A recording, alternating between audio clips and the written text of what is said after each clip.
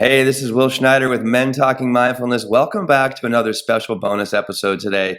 We thought, John and I thought, and actually Dr. Clark Chilson is joining us today. You can see him on the screen if you're live with us. He thought it'd be good and brought this suggestion to us that the audience should get to know us. So Dr. Clark's going to interview me today. There's going to be another episode coming out in the next couple of weeks with John. So Dr. Clark, welcome to Men Talking Mindfulness. Thanks for being here today. Thanks, Will. And I appreciate you being willing to subject yourself to this interview process. I've known you for 6 years, but this will be my first time really to hear your story. So let's start at the beginning. Where'd you grow up? Tell me a little bit about your family and your childhood. I was born in Wilkes-Barre, Pennsylvania, and was raised about a half hour away in Hazleton, Pennsylvania. This is in the northeastern part of Pennsylvania in the Poconos. So lots of nature, lots of family around me. And I just actually watched a YouTube video the other day that my younger brother Todd sent me. And it was like the worst places to live in Pennsylvania, and this was in 2020. Number 5 was where I was born in Wilkes-Barre, and number 3 was Hazleton. So, but the places changed a lot, I think, in the last. I left. So just to start a little bit from the beginning. So I'm the middle of two brothers, so 3 kids. My parents had. My mom and dad are awesome. Thankfully, they're still with us today. They're married like 56 or 57 years. They still live in the same house that I grew up in. The house is like almost 50 years old now or something, or not quite that, but 45 years old or whatever. I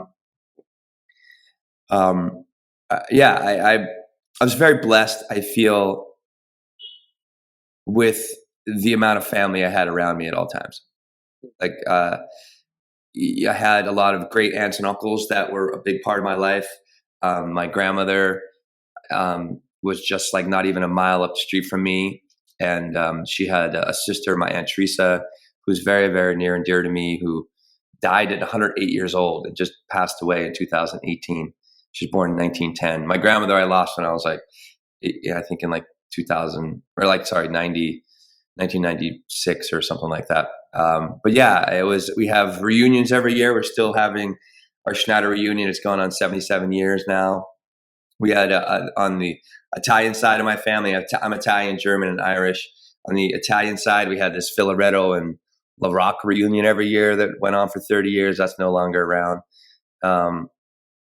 That's kind of where I started. I was very athletic, or found a lot of athleticism in myself, and my family would kind of rewarded athleticism. So I went on and played basketball, into college, and had a lot of fun just kind of expressing myself athletically. That's some of the early roots. What kind of work did your parents do?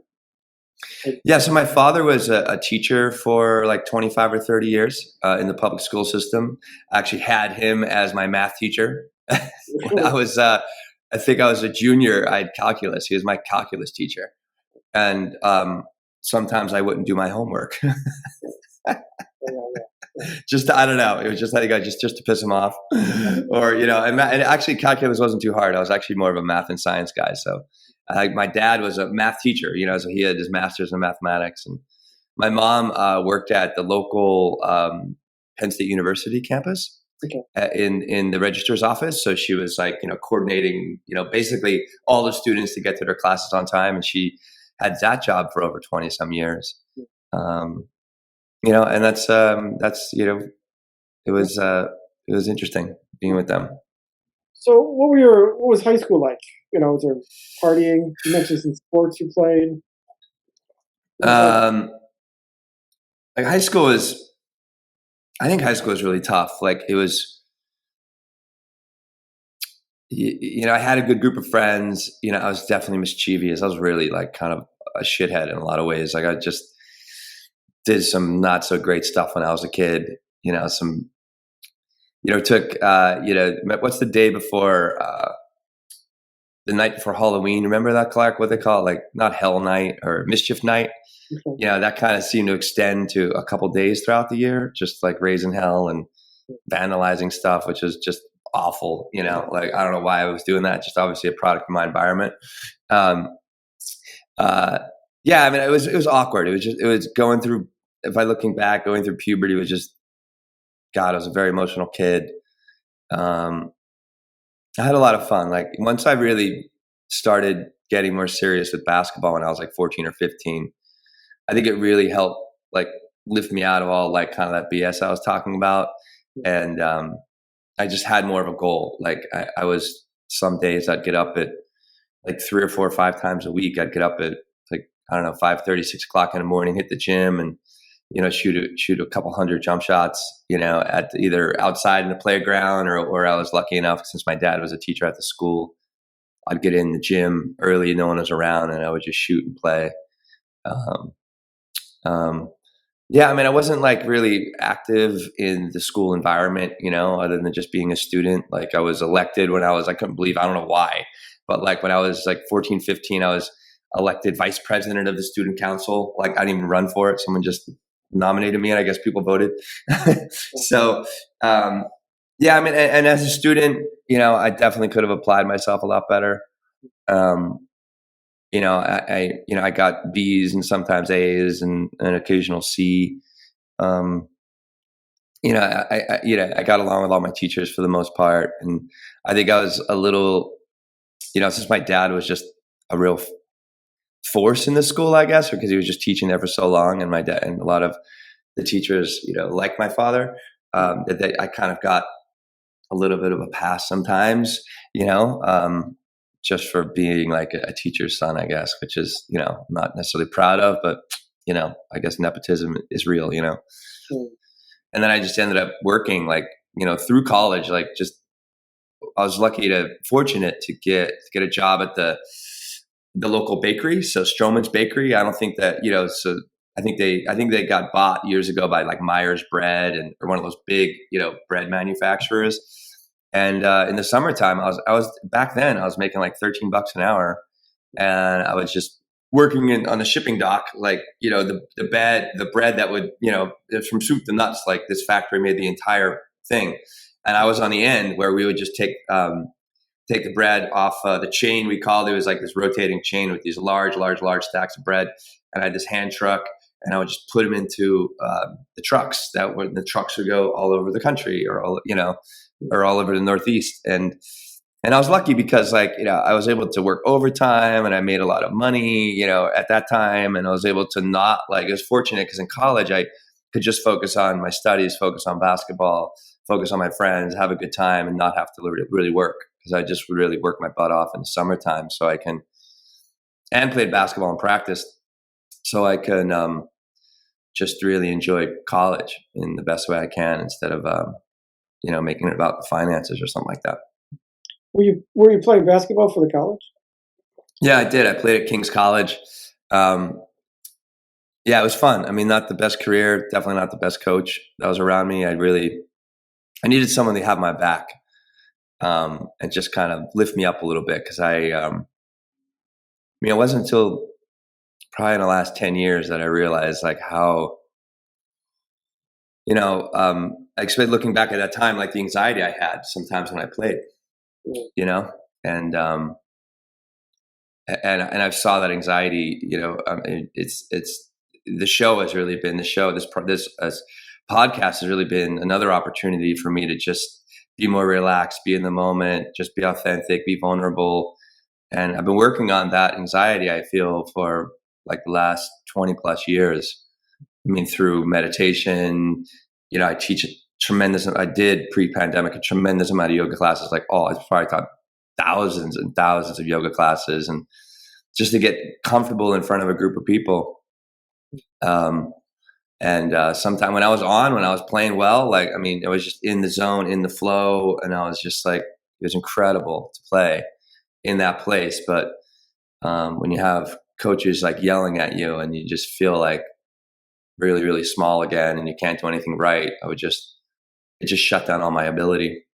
And it's tough to play in that regard. It was hard for sure. But I did. I mean, I enjoyed the team I was on, the guys we played with. We went over to Ireland my senior year, or the summer before my senior year to play.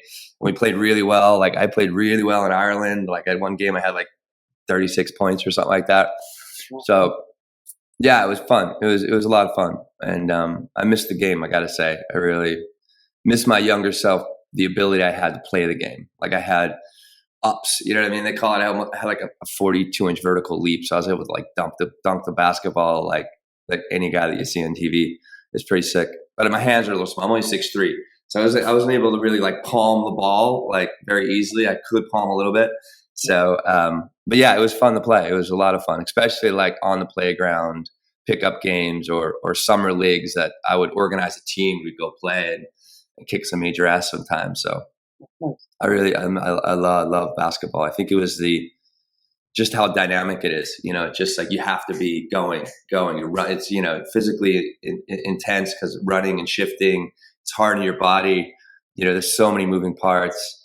You know, it requires a lot of practice to get really good, like just dribbling and shooting and then just the team concept of, yeah, so basketball I love that sport. And I still love watching it today. I like watching the NBA finals are going on now. It's just great to see poetry in motion, like through basketball. And what else was going on in college besides basketball? What'd you major in? Any romance? Oh yeah, so I had yeah, go ahead. I'm sorry, Clark. Any interesting romances, relationships? I have I went in with biology and I came out with biology degree. So just got a BS in biology. You know, honestly, I probably would have benefited taking a gap year or going to military for a few years and then taking to college because I was really I was just kind of living the prescribed path that I was given from, you know, my family, my parents, like, and I was so glad I got an education. Like I really enjoyed studying. I loved learning regardless of what it was. It was such a, I'm kind of jealous, Clark, that you work at a university because it's just, you're surrounded with education and students that I'd imagine want to learn like a lot of different things. And I think, you know, something like your religious studies, it's like really important to understand religion, the basis of religion and what religion's about. And, you know, and I even took those classes. I went to a Catholic school, King's College. Not like I was a devout Catholic. I just got like a bit of a scholarship to go play. So I was like, all right, go over there. You know, I had actually dated the same girl all through college. You know, well, most of, you know, I think sophomore year to senior year. You know, I definitely did my fair share of partying. Like they used to call me Billy Light, as in a lightweight. So I could, you know, I definitely drank a little bit too much beer on Saturday night and maybe some liquor sometimes. And I would just like way too often, Clark, I would, you know, I'd just black out, you know, wouldn't know what the hell was going on for the last 2 hours of the night. Like wake up with like a bandage on my foot. I'm like, what happened? You know, or go into the cafeteria and they'd be like, oh, you know, you don't remember doing that last night? I was like, oh my God. So yeah, there was definitely some embarrassing moments. And it was a small school too. It was only like overall, like the entire population might've been like 1,500 students. So it was tiny. So you couldn't really hide. But no, I mean, yeah, I mean, I ended the relationship that I had in college, like shortly after I got out. But no, so no real interesting. It was fun while it lasted, I guess. But you know, the relationship, I learned a little bit more about myself. So, it was a Catholic college. Did you grow up Catholic? Your family? I did. I was baptized, confirmed, confessed. You know, I actually served as an altar boy for, God, I get probably since I was like 11 till I was like 16 or something like that, 17. You know, not the kind of altar boys you hear about, you know, in the news. It was part of a good church and good priests. But yeah, I mean, I used to go to catechism classes on whatever Saturday, and again, I just, I mean, honestly, and I know you're a practicing Catholic. Like, it was just never really my thing. Like, I don't know, I just kind of went through the motions, and I guess I was being a good son, just kind of going through those motions and not, resisting. But then I got to, like, it was like late 20s, early 30s. I just was like, I'm not, when I come home for the weekend or something like that, I'd be like, oh no, I'm not going to go to church. I'm like, you're not going to go to church? Why aren't you going to go to church? I'm like, I'm just not going to go to church. I'm my own person. Like, I don't want to go, so I'd always get a little bit of resistance, but I'm my own man. Yeah, excellent, excellent. So, tell me about your 20s. 20s are a key point of everyone's life. Turning point. What were you doing in your 20s? Where were you living? What were you doing? What were your first jobs after college? Yeah, like I said, I had that Stroman's bakery job, all through college, which was, again, it was easy. I mean, it was easy money. I worked that job for like 6 months or something like that, and then it's funny, like, how it works, like, and how the resume, and writing a good resume, I think, is important.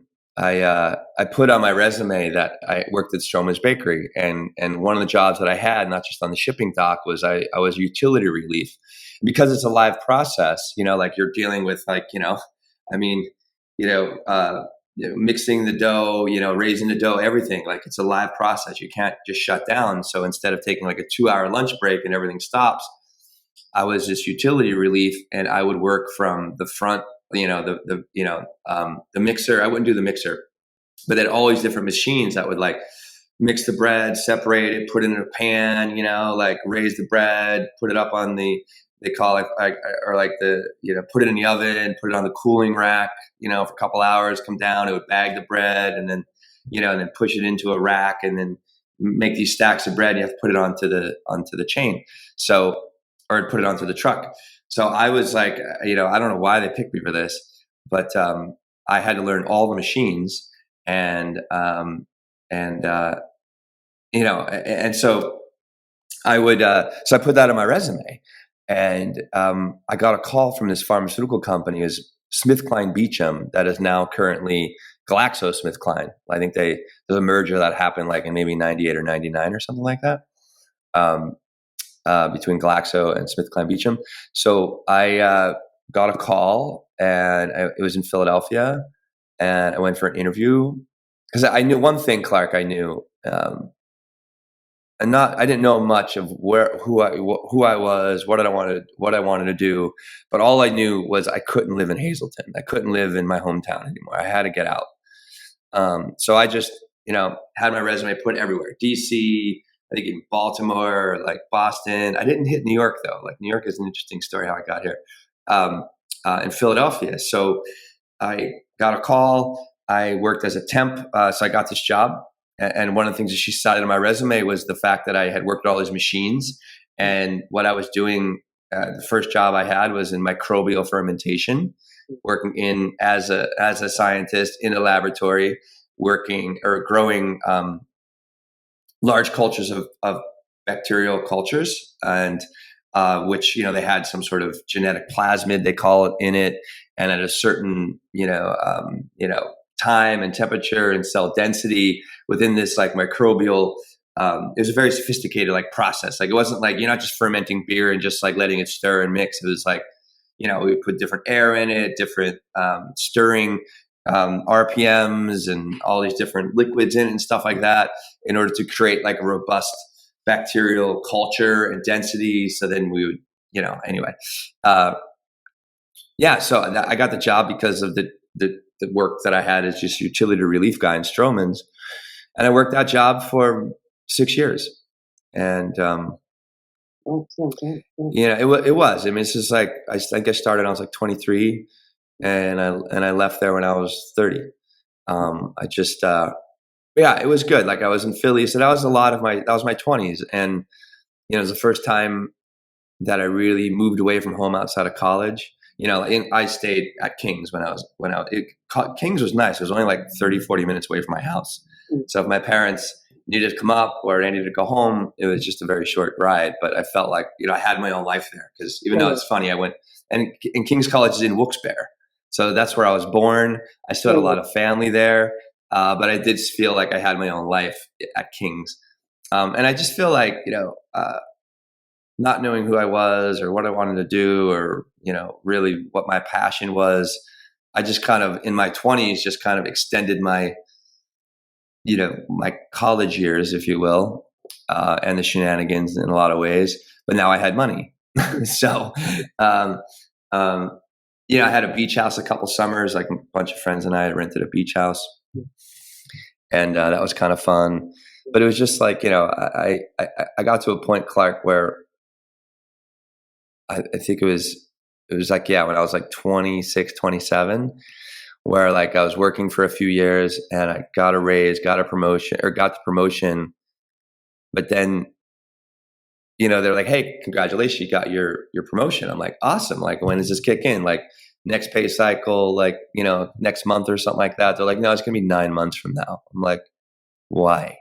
And they're like, well, that's the way we can only promote and have the budget to promote, so many people each quarter. So you're going to be in the third or fourth quarter. And I was like, what? I was like, we made $15 billion last year. And you can't give me a $70,000 raise. And so once I saw that kind of glass ceiling, I was like, this environment is not for me, even though I really enjoyed the people I worked with, not necessarily the work that I was doing, even though I was doing it well. And that's when I started looking elsewhere. And so you started looking elsewhere. Did you then? So you're now in New York City, and you said that there's an interesting story of how you got there, which I want to hear. So did you go from, after you left that job? Did you then go to New York, or did you go somewhere else? Tell me the story. No, so I've mentioned this story a couple of times in the podcast. Like I fell in love, Clark. Like I met this amazing woman. She was from New York City, actually. I met her at a family wedding. I remember the date. It was maybe not the exact date. It was August 2000. We hit it off immediately. And the relationship didn't even last that long. It was only like 6 or 7 months or something. But, when I look back on it and understood, like, why I was needy, Clark. I was very, very needy, because I was so empty in the sense of like who I am, what did I wanted to do, that I just gave everything I had to this relationship. And, that neediness and that emptiness, just led me, I don't know. I just became, I guess, what do they say? Or now I know, like, no woman wants to be with a needy man. And that's true. Yeah. And I was on the, the receiving end of or just on the bad side of like that neediness, and we ended up ending this relationship, and I was completely devastated. Like I've never, like my heart opened up. Like literally started to experience and see and live differently, because I had this incredible, this love in my life. It was really beautiful. Like when it was going on, it was unbelievable. And so when this relationship ended, like I was really lost. Like I describe it as like that, like my whole life just shattered. Like it just shattered. Like everything that I thought I was supposed to be doing, like, I was literally, living the script, get good grades in high school, go to college, get good grades, get a job, afterwards, like, get a car, get a great place to live, and then, meet a girl and, get married and have kids and, retire when you're 65 or whatever. And I was just like, that's what everyone around me was doing. That's what everyone before me, like my family was doing. And I was like, well, that's who I am, or that's what I'll do. And this heartbreak just crushed all of it. And, I didn't know what to do to pick up the pieces and like, and I couldn't, like, no one was like really helping me, or no one, I guess, really could help me, or just kind of hold space, Um, but that's when I started really my mindfulness journey, not even really understanding what I was doing was mindfulness. Like, I started pick up a book called The Artist Way, written by Julia Cameron. I think it came out in like 92, something like that, 93. And this is like, it's a 12-week course basically. And she's Julia Cameron, and she's a fucking brilliant, beautiful, such a compassionate and kind, but also firm writer, and just very wise. And I would just read the chapters and do the work. And two pillars of the work were something called morning pages, in which you just write 3 days stream of thought, just kind of getting in touch with yourself. And also, so as she works you through this course, like she kind of like breaks you down for the first 5 or 6 weeks, and then builds you back up into a creative life. And whatever that creative expression would be like. And I think it was a combination of the woman that I dated in New York that like this relationship ended, and my heart was just crushed. She was an actress, and for whatever reason, like all through these pages and all these like weeks and months of like heartache, I was like, oh, I'm going to go to New York and I'm going to be an actor. Like, I need to express myself creatively. I need to, just experience myself in a different way, because like I said earlier, I was always kind of raised an athlete, and rewarded for that. And so I moved to New York, and I just had, actually last Friday, I had my 19th year anniversary moving to New York. June 3rd, 2003 was when I moved here. And I acted for like 10 years in New York, which was it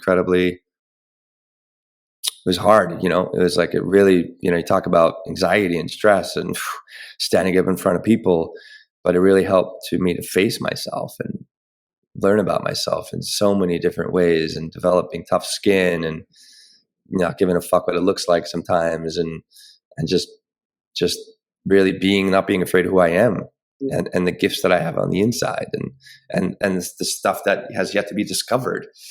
And part of that process was trying to stay calm and stay present. And that's when I started meditating, and meditation led me to yoga. And then yoga led me into more mindfulness, and mindfulness led me to the show. And now here we are talking about this journey. Tell me a little bit about the acting life. I mean, it's hard to make a living acting. What kind of acting gigs were you doing? Was it paying all your bills?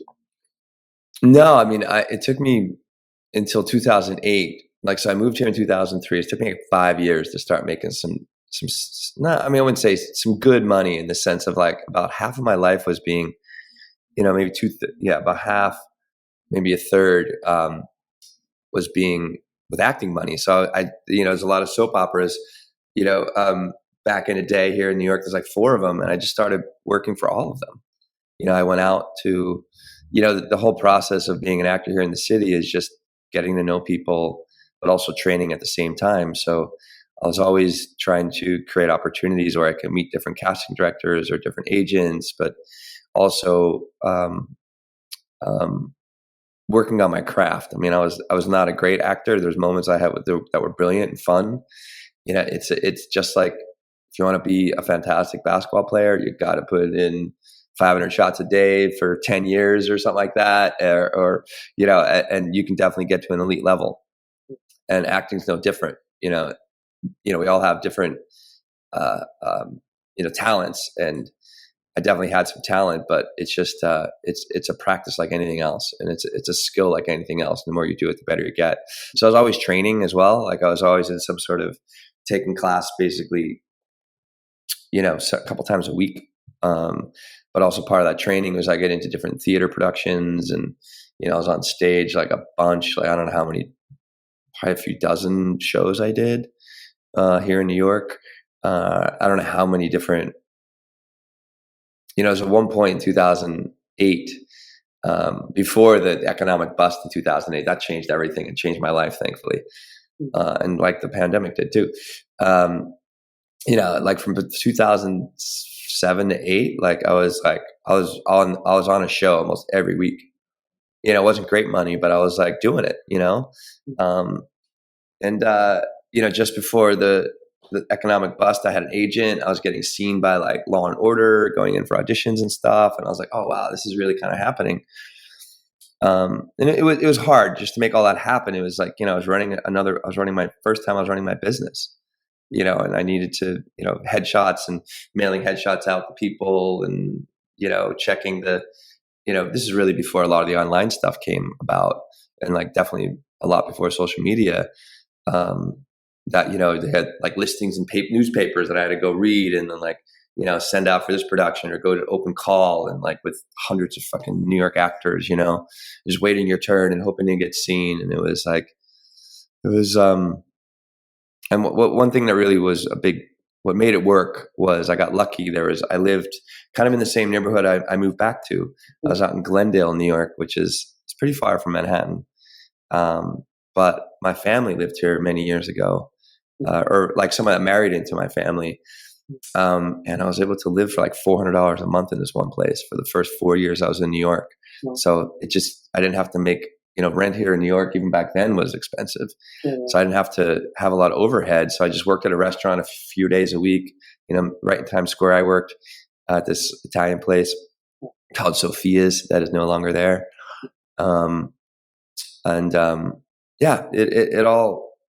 It just really kind of shaped and gave me tough skin.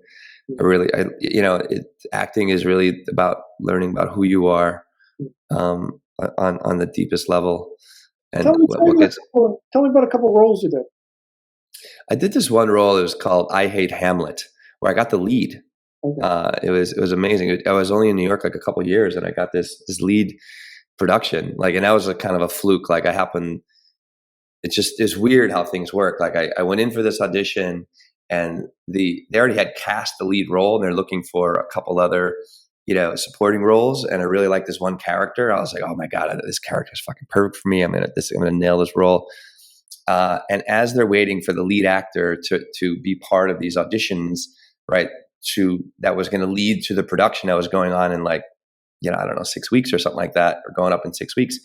The guy he was late for like an hour and a half or something like that. So I was asked to read for the lead role with the other lead actor. There's like a co-lead actor, and he was actually producing the show. This John Barrymore was the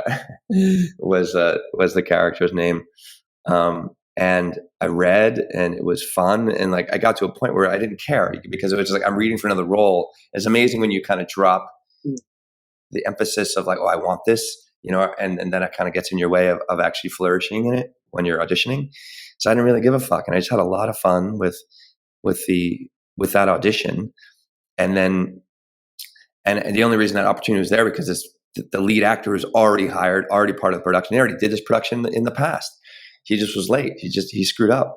And then they had some problems with him, like a few days later, or maybe a week later. And they gave me a call. They're like, hey, do you want the lead role? And I was like, holy shit. And I had 4 weeks. I had 4 weeks to learn the entire freaking play. And I did it. It was like I would study the lines, and then go to rehearsal and study the lines, go to rehearsal. And it was like it's like a dream. I still have the posters from this production. I think this was back in like 2005. But we had like, sometimes really big audiences for this, and it was a lot of fun. And, I wasn't great. I mean, I definitely had some moments, but that was a lot of fun. My first time I was ever on television was a speaking role, not even background. I was Gary Grossman, LA movie producer. And it was under 5, meaning I had 5 lines or less, but I couldn't believe that I was like, holy shit, like I got a fucking under 5. Oh, yeah. And that's what kind of started, this mini soap opera career I had. Okay. Yeah, it was fun. We did some part of this theater company for a while. That was a lot of fun to help, kind of grow this theater company. And I did one time I think I was like in 2 productions at once, which is kind of fun. So it was pretty awesome. Oh, the one time I did an audition, right? I was waiting this is a funny story, waiting to go on stage or waiting to go for the audition. I needed it was a packed house, open call, hundreds of fucking actors around. And I just needed to get outside and and just kind of open, stretch it out a little bit. And I go out in the fire escape and right over is like right over 8th Avenue. Yeah, it was 8th Avenue, right around like, I don't know, 50th Street or something like that. So I go out in the fire escape and I'm just, like working my body, and like I just like, I don't know, it was like, I forget what the role was or whatever. So I was just kind of building some anger and like getting in the role a little bit. And then it was just before I was supposed to go in, and then I duck through the window, go in the audition, have my audition. When I come out, there's police outside the thing. I was like, oh my God, what's happening? And they're like, were you the one on the fire escape? I was like, yeah, what's up? They're like, oh, people thought you were going to jump. I was like, it was like wild. I was like, holy shit, dude, that was pretty weird. He was like, do your acting indoors. I'm like, oh, okay, yes, officer. Sorry. I didn't get the role, but that was a moment in time. Yeah. Excellent. So, 2008, we had the crash, and you said that was life changing. And Yeah. so, is that when your acting career ended? How did the I ended it. I ended it. Like I got to a point where I couldn't get any work. Like all the money that was in film and television, like it all shifted. So all the actors that were in film were looking for jobs that I was getting. They had more experience. They had more resume. They had more of the connections, and I just could not get seen. I couldn't get any work. And at that time, I remember it was like February 2nd or 3rd in 2010. I was like, I'm done. Like I literally I made this very clear decision in my mind. I was already teaching yoga at that time, and I was like, I'm going to go on this path. And I just made a really clear break, and it was done. I was just like, I'm not going to. I was like, I got to a point in my mind. I was like, what's my life going to be like if I'm not? What am I building here? Like I really want to have something that I can and I can build an acting career, but it was just so, I guess my heart wasn't in it enough or something. And I started it right around that same time, Clark. I embraced myself as a teacher because I didn't want to think of myself as a teacher because my dad's a teacher and all my uncles were a teacher, my brother's a teacher. I'm like, I'm not like, my name's William Schneider. I grew up Bill or Billy. I changed my name to Will when I was like 27. I was like, through the morning pages, I was like, I am Will Schneider. Like, I am not going to be my grandfather or my father. I want to be my own man. But I also didn't want to be a teacher because everyone else in my life, my whole family was teachers. Like we must have had like 8 or 9, or like maybe 6 or 7 teachers in my family, extended family. I was like, no. But as soon as I braced myself as a teacher, things really started to fall in place. And then the yoga world kind of took over my life. And how'd you get into yoga? I just wanted to do something different. Like instead of just going to the gym and lifting weights and being around a bunch of thugs or meatheads, like, which is fine. I just stepped into a yoga class, actually in Philadelphia first. And then I took a couple years off. And then this is back in 2007, is when I started taking yoga seriously. And then, at the time it was yoga in the city was kind of in its infancy. And I was asked to do the teacher training. I went through the teacher training, and I guess being a tall, straight dude in a typical, like very female space, I started getting work right away. And I really started to enjoy seeing how the practice really can transform people in the moment. And I just knew that I wanted to help people find peace. And that's kind of what I've been doing. So you've basically been a full-time yoga instructor and since 2010. Yeah. You've built this really nice career. I know you've got lots of accolades in New York about, being a yoga instructor and, many, some people might not know that, but yeah, I mean, you're quite an elite yoga instructor. So you've been doing it full time 12 years now. I'm curious as to how you do the job different. What do you do now when you're teaching yoga that's different than when you were first starting out teaching yoga? It's a good question. I'm a better teacher. I know the practice more. I think I'm able to execute a class very well in the sense of like one thing that I see a lot of young teachers struggle with, and I helped lead and co-lead a bunch of like yoga teacher trainings. I think I did like 5 or 6 or something like that over the years before the pandemic.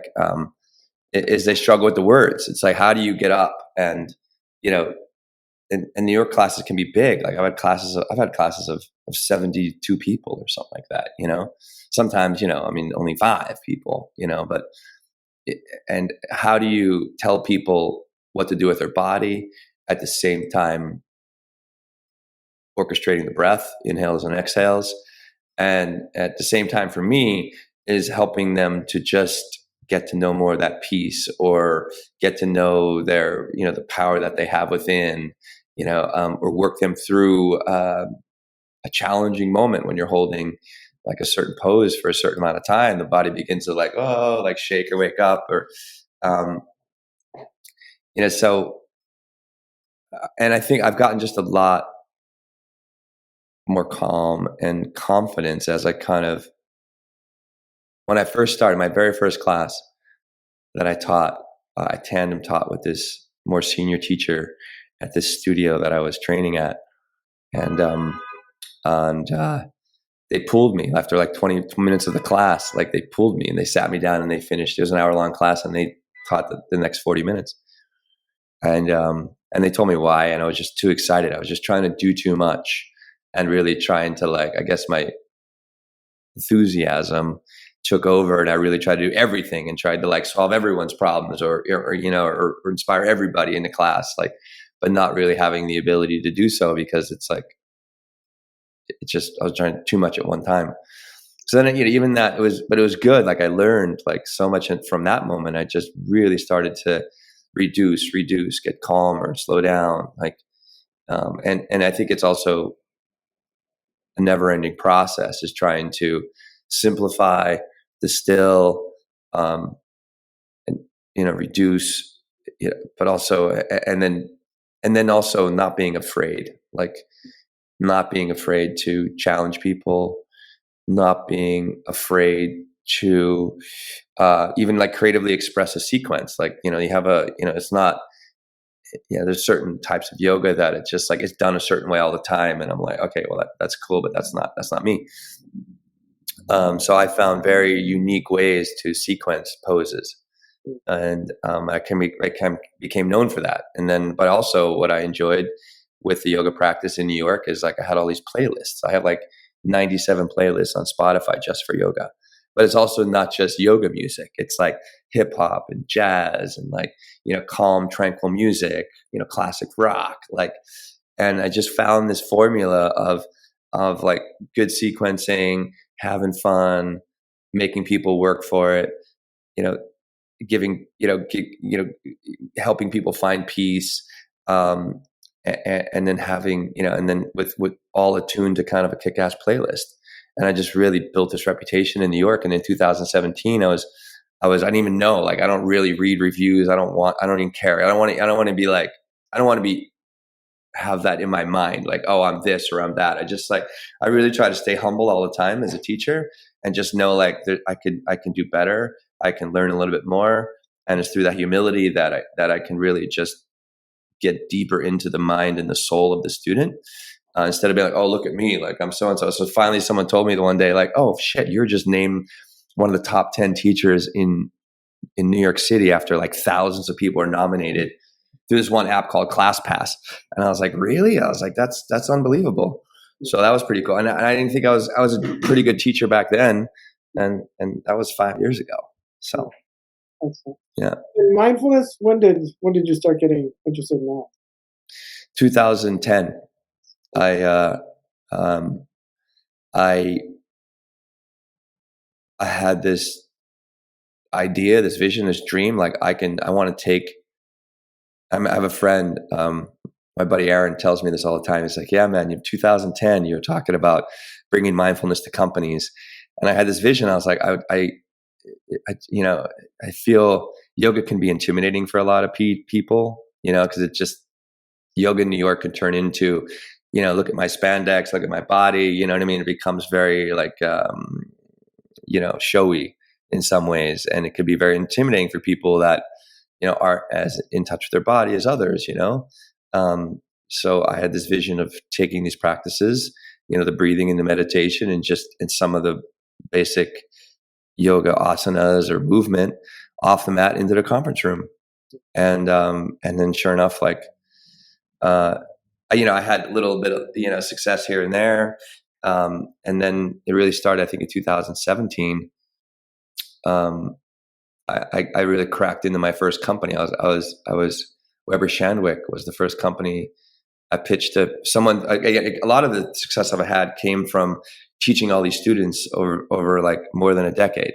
So someone like, yeah, you got to bring Will in. Like, he's just a really good teacher, or just go to his class or whatever. And then I got a call from this guy, or I got an email, and I told him my vision of how I want to help his team. He was part of the crisis management team at Weber Shandwick, and they wanted to bring mine. This dude is big dude. I like this. He's great guy. If you're listening, you know what I'm talking about. So thank you. Because he does listen to the show, this guy. He just had this vision. He goes, I need to calm down my team, and I want to bring the mindfulness. And what do you got? So I didn't really, I didn't have like a deck. So I was like, I'll give you a proposal in 48 hours. So I had an assistant at the time that was helping me like with my yoga stuff and growing my yoga business and stuff, and put together this proposal. Definitely the dollar amount was way lower than I probably should have put on there, but I had a 16-week program that I taught this team. And then I ended up teaching more at that company, and then other people heard about what I was doing, and that started to grow. And then the pandemic hit. And then I shifted a lot of that stuff virtual, which was kind of good at the beginning of the pandemic because everyone was going nuts. And now, Men Talking Mindfulness came through my vision and my wanting to help people become more mindful and practice what mindfulness means, or how to experience mindfulness, or how to become more mindful. So, just a couple more questions. Yeah, I'm with you. So, looking back at your life, what is an important lesson or two that you think you've learned? Something you think something people you think don't understand or misunderstand. And what have you learned that you think is worth us reflecting? Listen more than you speak. I think that's something that I've been exercising for the last like almost 10 years, and I think it's really made a big difference. That's a big one. Meditate, like 100%. Take on a daily practice of meditation. It'll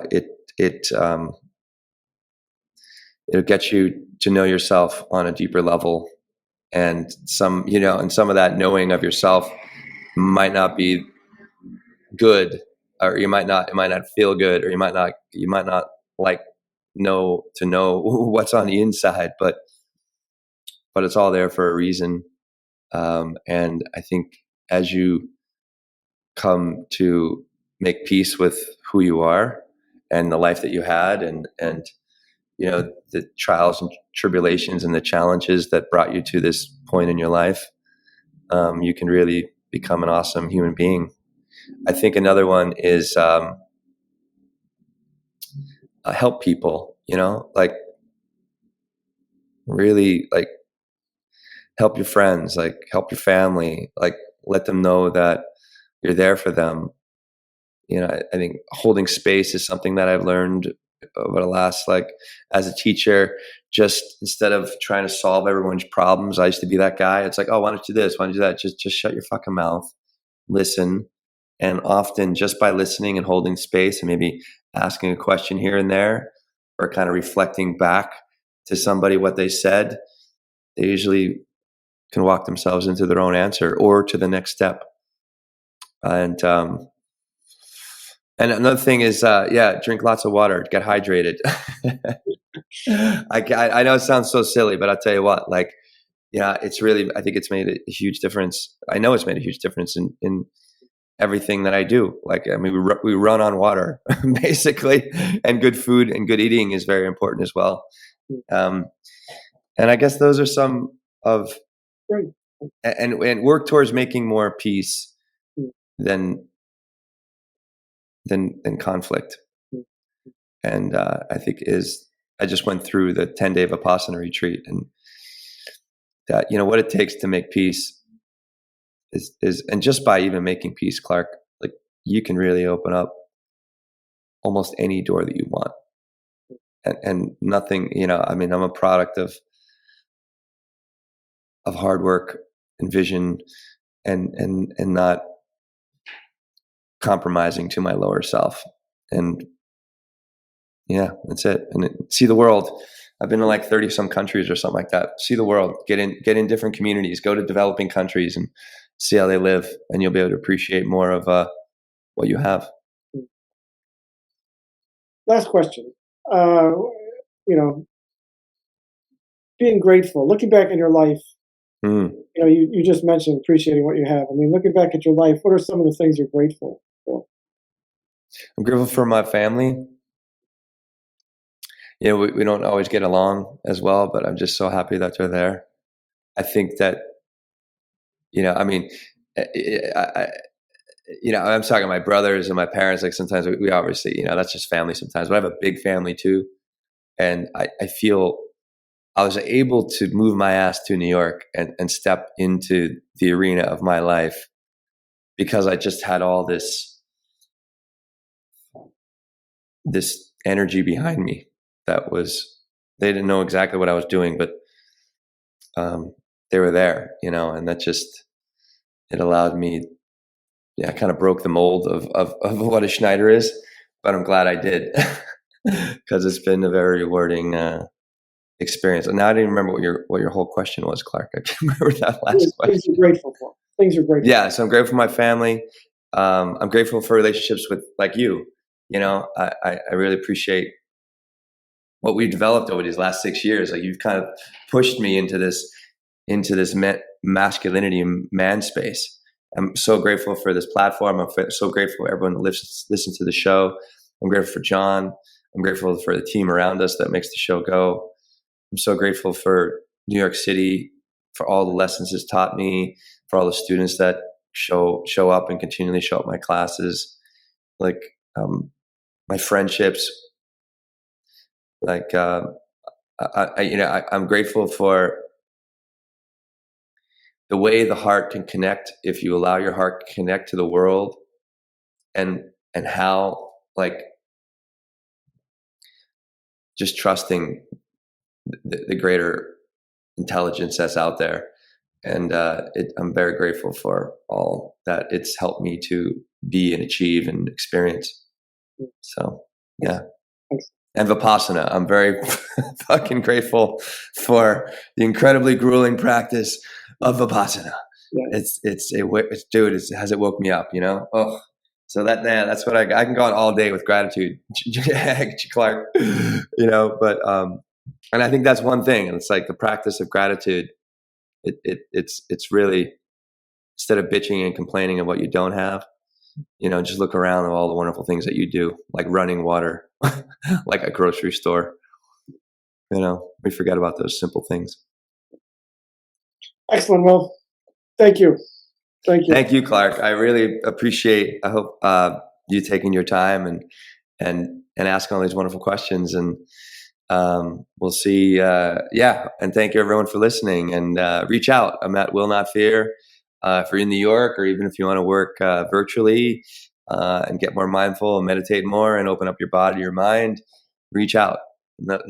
I'm not even a shameless plug. I want to help people, Clark, and I know how to help people.